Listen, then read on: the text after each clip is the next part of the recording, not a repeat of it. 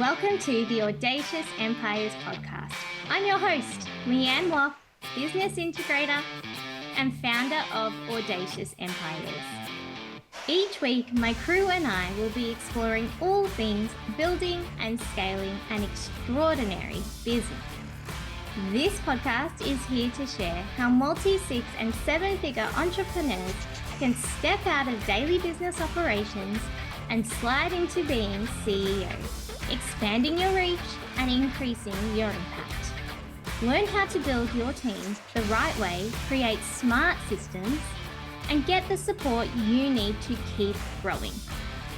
It's time to get out of the doing and become the thought leader and world-class empire builder that you are.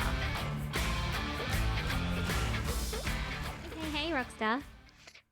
Today, we are talking the number one thing you need to implement right now if you want a business that runs without you. Okay, so recently I was invited to speak at Do It Day in Melbourne. And it was all about setting up your plans for the year and getting some things done in that day that were really going to move the needle in your business for that year. And so my presentation was titled, How to Get Twice as Much Done with Half the Amount of Time, which, it sounds very elusive and it sounds very attractive. Who doesn't want to do that? And so in preparation of this day and knowing that I wanted the audience to walk away with something that was true and something that they could implement and use immediately. I didn't want it to be super complex. I didn't want it to feel hard. And I wanted it to actually give that impact of super productivity. I was thinking, what is it then? What are the core things that people really need to embrace to get more done with less? All my time as an ops manager, as an OBM, as an integrator, I've seen a lot of different tactics. I've seen a lot of different theories. I've tried lots of things, and I've been behind many a 7-figure business. The one concept that has become my favorite and that I think is the most effective when trying to be productive and build a culture of productivity is the notion of systems thinking. Now, I thought that this was quite funny when I first heard it because my brain went straight to computers and really complex maps, computer diagrams, systems, blinking lights. That's where my brain went. Okay. But when applied to productivity and made slightly less geeky, it actually really works. And so what is this notion of systems thinking? If you were to imagine your business as an entire system, as an entire machine, picture all of these cogs all connected in together. Now, we know you spin one cog and it makes the other cogs spin. Okay, so hopefully you've got this awesome visual in your head. All these cogs, that's your business, the whole thing. And systems thinking is when you do two things. One is when you take the approach of looking at all of the cogs at once from a big picture view, as well as looking at the individual cogs in a micro view when you're trying to implement something new, create processes, make decisions. What this means is that any one cog is only as good, productive, effective as the cogs around it. Something that I've seen many, many business owners do is we fall into the trap of coming up with quick solutions and fixing a problem based on one cog. So we're in the cog. Now, the cog can be a person, can be a process, can be an objective. It can just be a problem that's occurred. There are all these cogs, right? So if we're looking at something in micro, we're looking at a cog. And let's say something has gone wrong in this process. Part of this process is broken. And so we decide, okay, looking at this cog, this process, I can say, for example, that my new members aren't getting their second follow-up. Let's say that's the piece that's falling over. Now, that's not great, because what is the impact that has? It's going to increase our churn rate, which we don't want. So in my haste of, okay, how come we haven't followed our process here and people are leaving, or our members are getting less engaged because we don't have that second follow-up. So something's wrong with the process. What can we do to fix that? I know I am going to get Susie from the admin team to change this process and to start calling people. And I'm going to make sure that on the 2nd of every month that every person is checked and people who haven't been called get called. Instant solution. Problem fixed. Looks good. Sounds good. Let's go with it. But I've looked at that in isolation. What I haven't considered are the cogs around it. So what is the impact on Susie? Susie is already at capacity.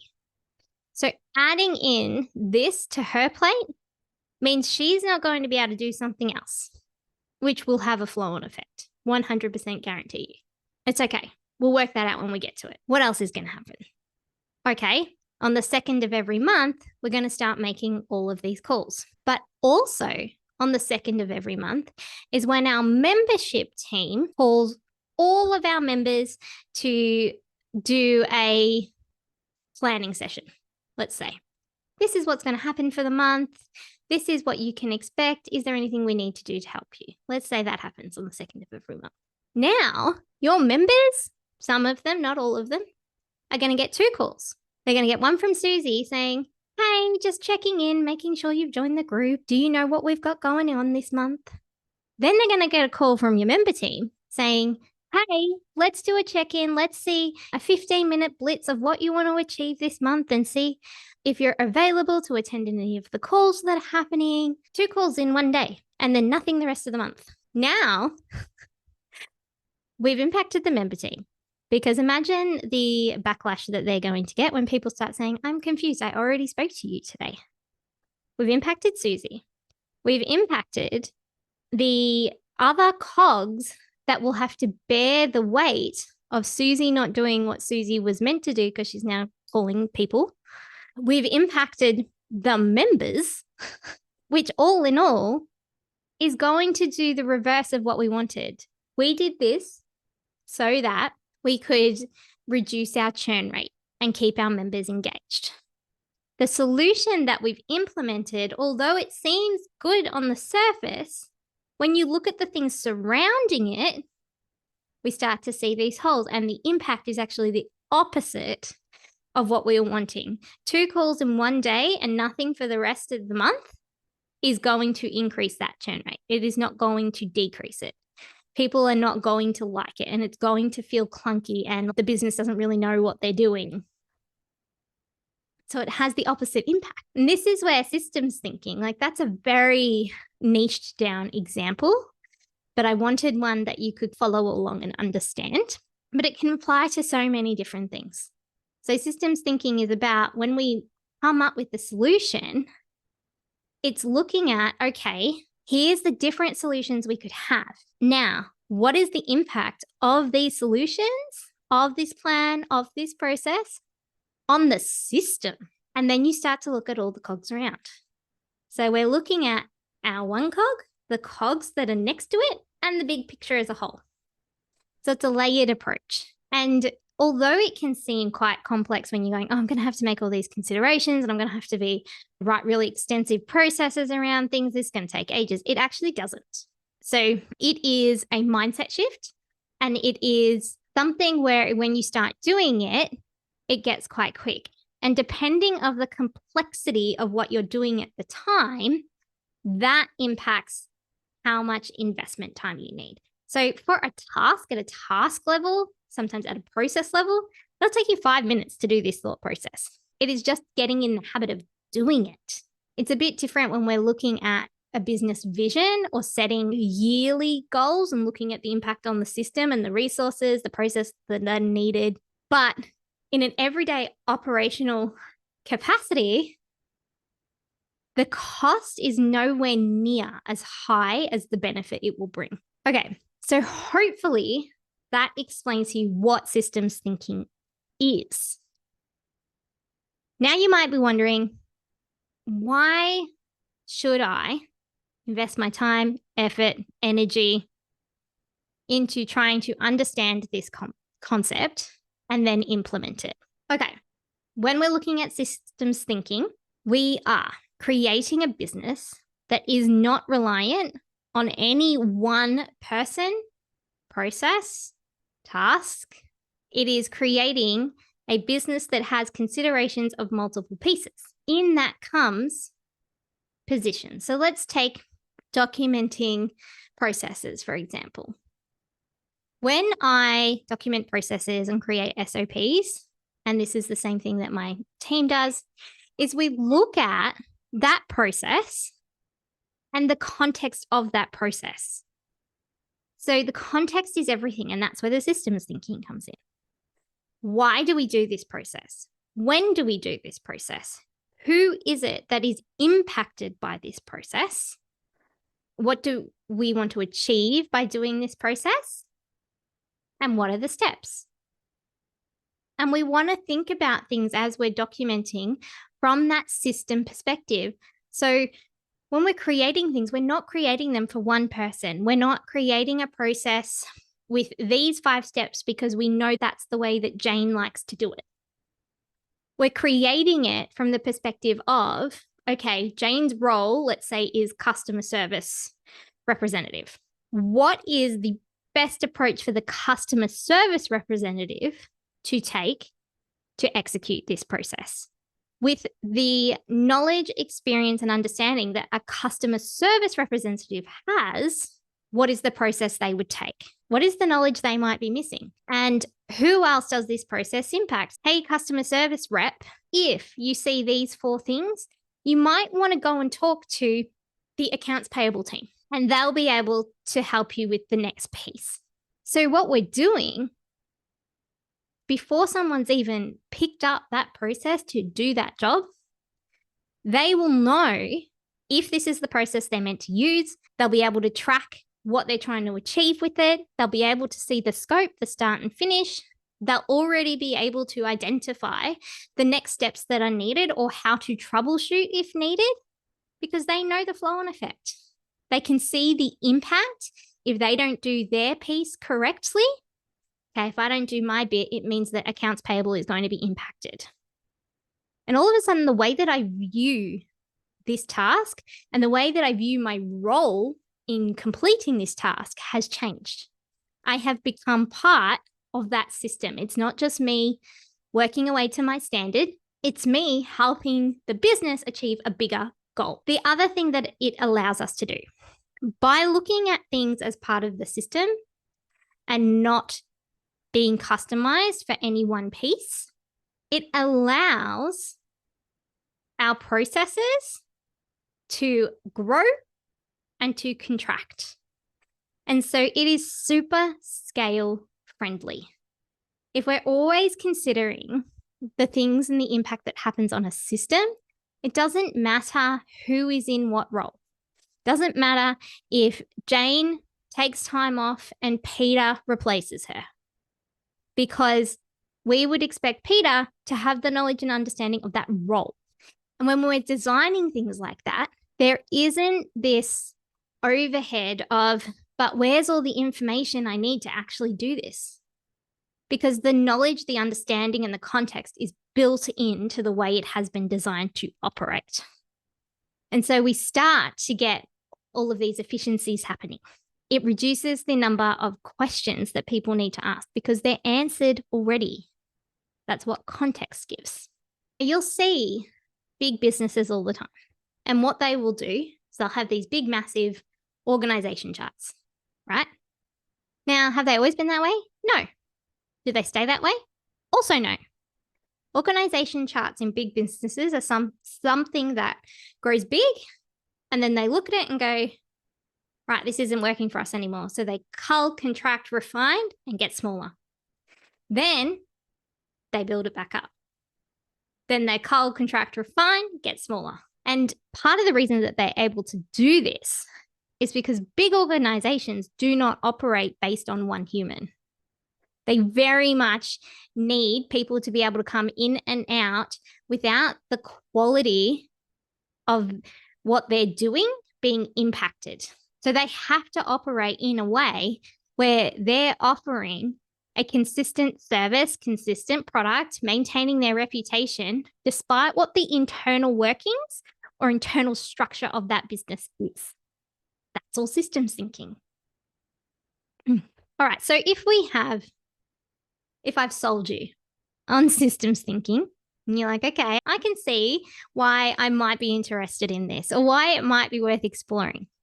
What impact does it actually have? So the long-term impact of systems thinking is increased productivity, which time is money. So the more efficient we are, the more effective we are, the more productive we are with purpose, we're more profitable. We have less sunk time costs. So all of the training and retraining and the friction that gets caused by clunky processes or things not moving in a smooth manner, plans getting made that then overlap with other things that are already in place, and then you have to rework things, that all gets eliminated when you look at things in a systems lens. You'll get less spot fires because we're not just solving one tiny cogs problem at a time. When that has a problem, we already are proactively thinking about how it's going to impact the rest of the system, and the solution that we pick is likely to be very different than if we were just focused on that one cog. And that's not saying that solution is going to take longer to concept or to implement. It's just a different way of thinking. So it's a different choice. Therefore, there's less spot fires that occur once that's implemented because we've already factored in some of the other things that we might not have thought about before. And there are less mistakes.